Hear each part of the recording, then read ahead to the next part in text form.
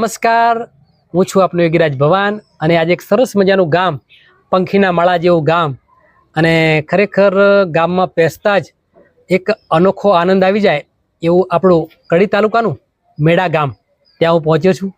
અને ત્યાંની સફરમાં સરસ મજાના એક કલાકાર મને મળી ગયા છે.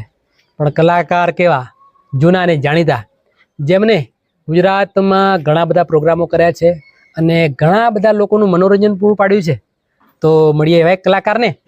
પણ એ પહેલાં મારા દર્શકોને કેમ ભૂલાય, કારણ કે એમના સાથ સહકાર અને સપોર્ટથી એટલે સુધી અમે પહોંચ્યા છીએ. તો થેન્ક યુ સો મચ મારા મિત્રો, ખૂબ ખૂબ ધન્યવાદ. તો આવો મળીએ સરસ મજાના એવા કલાકારને. જય માતાજી. જય માતાજી. પ્રથમ મારો સવાલ તમને કરીશ કે તમે કયા ગામના છો અને શું તમારું નામ છે એ આપણા દર્શકોને જણાવો જરા. સૌ પ્રથમ તો પહેલા મારું નામ જયેશ રાવત, મારું ગામ મેડા. ખૂબ જ સરસ. જયેશભાઈ રાવત આપણા જોડે બેઠા છે.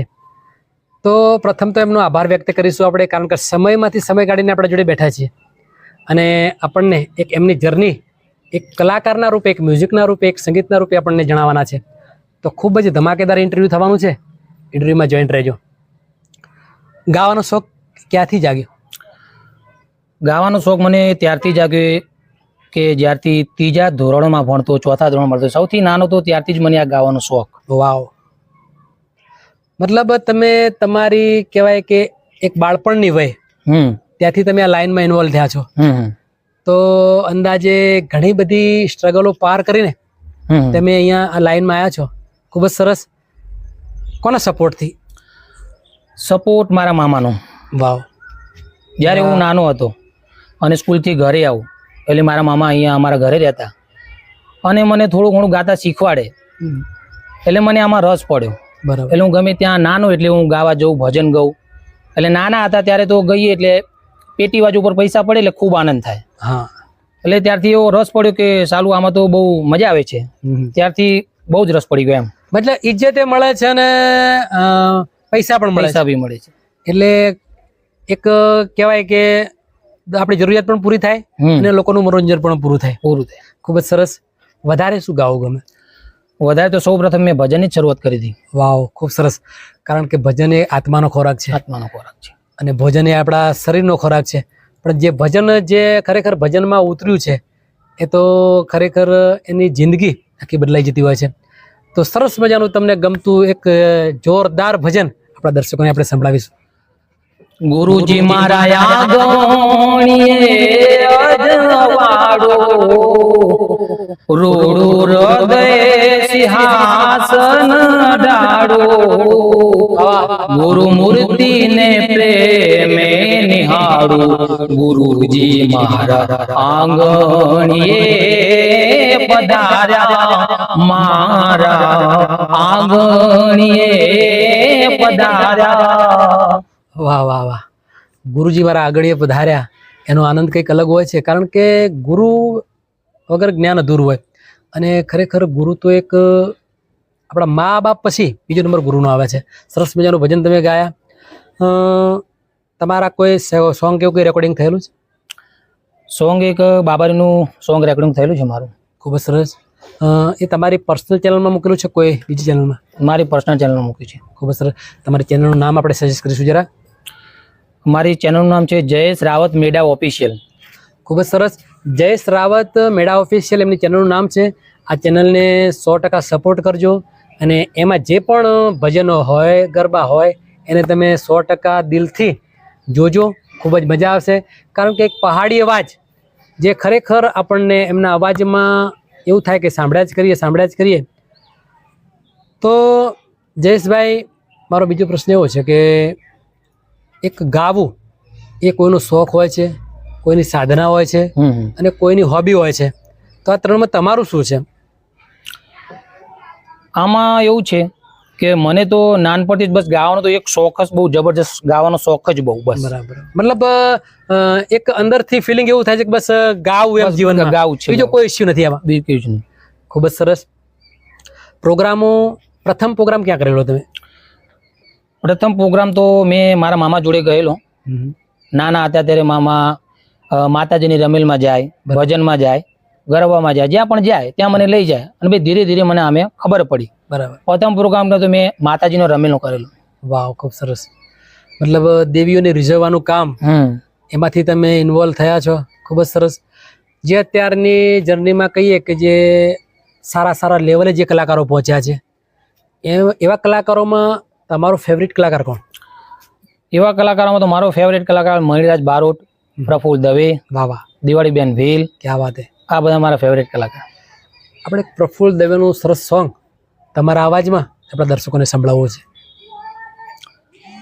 પ્રફુલ્લ દવેનું સોંગ આપણે જાગરે માલણ જાગ, જાગરે માલણ જાગ, જાગરે તારો મેરુ જગાડે, જાગરે માલણ જાગ, જાગરે માલણ જાગ, જાગરે માલણ જાગ, જાગરે તારો મેરુ જગાડે, જાગરે માલણ જાગ. વાહ વાહ વાહ. એક સમય એવો દોર હતો કે જ્યારે ગુજરાતી ટોકીઝ, ગુજરાતી ફિલ્મોથી એમ કહેવાય કે હૈયેથી હૈયું દળાય એટલા વ્યક્તિઓ એમાં ઇન્વોલ્વ થતા અને એમ કહેવાય કે પબ્લિક ગાંડી હતી. એ સમયનું આ સરસ મજાનું જે વાયરલ થયેલું, ત્યારે સોશિયલ મીડિયાનો આટલો જમાનો નહીં, પણ લોકો એક ફિલ્મોના માધ્યમથી આ સોંગને ખૂબ જ પ્રચલિત કરી દીધું. અને એ સોંગ આજે પ્રફુલ્લભાઈના કંઠમાં એ ટાઈમે ખૂબ જ પ્રચલિત થયેલું, ખૂબ જ લોકોએ જોયેલું અને જે સોંગ સાંભળ્યું ખરેખર જૂની યાદો તાજી થઈ ગઈ. ખૂબ જ સરસ. કેટલો અભ્યાસ કરે છે? 10 પાસ. વાવ, ખૂબ સરસ. તો તમે તમારા જે બાળપણની વાત કરી કે જ્યારે તમારો અભ્યાસ ચાલતો હતો એ ટાઈમે સ્કૂલોમાં તમને સર ગવડાવતા હશે. હા. તો ત્યારે તમે વધારે શું ગાતા ત્યાં? સ્કૂલોમાં જો પ્રાથમિક શાળામાં માધ્યમિકમાં ગાતો તેમાં પણ નાનો હતો ત્યારે ટીચર કવિતા ગવડાવે, પછી ભજન ગવડાવે, તો આ બધું ગાઈ લેતો. ખૂબ જ સરસ. તમારું આ પ્રથમ ઇન્ટરવ્યૂ છે, કારણ કે તમારી ખૂબ જ લાંબી જર્ની છે, પણ આજે એક યુટ્યુબના માધ્યમથી, એક સોશિયલ મીડિયાના માધ્યમથી આજે તમારું પ્રથમ ઇન્ટરવ્યૂ છે. અને ગુજરાતી રંગમંચ ચેનલમાં ફરીથી કહું છું કે તમે જે સમય આપ્યો છે એ ખરેખર ખૂબ તમારો દિલથી આભાર. તો આપણે ગુજરાતી રંગમંચમાં તમારું ઇન્ટરવ્યૂ ચાલી રહ્યું છે, તો કેવું લાગે છે? બહુ સરસ, આનંદ આવ્યો. અને તમે અહીંયાથી આટલા દૂરથી આવ્યા, અમારે ઘરે અમારું ઇન્ટરવ્યૂ લીધું, બહુ મજા આવી, સરસ મજા આવી. Thank you so much. કારણ કે મારો એક અંદરથી એવું છે કે લોકોને સપોર્ટ કરું. તો સપોર્ટ કરું તો શેના માધ્યમથી? કે યુટ્યુબના માધ્યમથી. સોશિયલ મીડિયાનો જમાનો છે, તો ગામડે ગામડે જઈને, ઘરે ઘરે જઈને, જ્યાં જે કલાકારો છે, જે નામી અનામી કલાકારો છે, એવા કલાકારોને, ઉભરતા કલાકારોને મારે બજારમાં લાવવા છે. એક સોશિયલ મીડિયાના કારણે લોકો ઓળખતા થાય, લોકો એમને જાણતા થાય, એમનો અવાજ એમના સુધી પહોંચે, એવો મારો એક પ્રયાસ છે. તો એ પ્રયાસને લઈને આજે હું મારા ખાસ મિત્ર રાજભાઈના સપોર્ટથી અહીંયા પહોંચ્યો છું. અને એ પણ એક સારા એવા સિંગર છે અને એમને મને સજેસ્ટ કર્યું કે ભાઈ મેળા ગામમાં સરસ મજાના કલાકાર છે, તો એમના માધ્યમથી અહીંયા સુધી પહોંચ્યો છું. તો એક સરસ મજાનું તમને ગમતું ગીત મારે એક સાંભળવું છે અને મારા દર્શકોને સંભળાવવું છે. ઓ દિલનું કેવું માનું તો દુનિયા નડે છે, લોહીના આંસુ આંખો રડે છે. તું મને ના મળી, હું તને ના મળ્યો, તન મન જુદા કરી કુદરત રડ્યો, એ તને મન જુદા કરી કુદરત રડ્યો. તો મિત્રો, રાસ, ગરબા, ભજન, લોકગીત, લગ્નગીત, રમેલ, દરેકમાં એક અલગ અંદાજથી, એક આગવી અદાથી પોતે છવાઈ જાય છે એવા કલાકાર છે આપણા જોડે. તો 100% એમને સપોર્ટ કરજો. સપોર્ટ કરીને એમને તમારા ફંક્શનમાં, તમારા કોઈ પ્રોગ્રામમાં, તમારા રમલના પ્રોગ્રામ હોય, ગરબાના પ્રોગ્રામ હોય, તો 100% એકવાર યાદ કરજો. કારણ કે ખૂબ જાણવા અને માણવા જેવા કલાકાર છે. મારી તો ફર્સ્ટ મુલાકાત છે, પણ ફર્સ્ટ મુલાકાતમાં જ વર્ષોનો સંબંધ હોય એવું આજે મને લાગ્યું છે. કારણ કે આવતાની સાથે જ એટલો અમને એમનો પ્રેમ મળ્યો કે અમને એવું લાગે કે ઘણા વર્ષોથી અમે જાણતા હોય એકબીજાને. અને ખરેખર એમની ગાયકી પણ આજે સારા એવા કલાકારોને ઝાંખા પાડે એવી સરસ મેં એમની ગાયકી છે. પણ એક સપોર્ટની જરૂર છે, સલાહની નહીં મિત્રો. સલાહની સપોર્ટ આપો ખરેખર, કારણ કે સપોર્ટ હશે તો વગર સલાહે એમનું શિખર પાર કરશે. તો એવા ભાઈને આપણે 100% એક યુટ્યુબના માધ્યમથી, એક સોશિયલ મીડિયાના માધ્યમથી 100% સપોર્ટ કરવો છે અને એ કામ કરવાનું છે તમારે. તો સર આપણા દર્શકો આજે આ ઇન્ટરવ્યૂ તમારો જોઈ રહ્યા છે તો એમને શું કહેશો જરા? જે દર્શકો અમારો ઇન્ટરવ્યુ જોઈ રહ્યા છે બસ એમને હું એટલું જ કહેવા માંગુ છું કે જેટલું થાય એટલું શેર કરો, સપોર્ટ કરો, જોવો, નિહાળો, બસ બીજું તો શું કહીએ. વાવ, ખૂબ સરસ. કારણ કે એમનું એક જ છે કે તમે છો તો અમે છીએ. તમે ધારો તો શિખર પાર કરાવો, તમે ધારો તો પછાડો, અને તમારો સપોર્ટ છે એટલે એ સુધી પહોંચ્યા છે.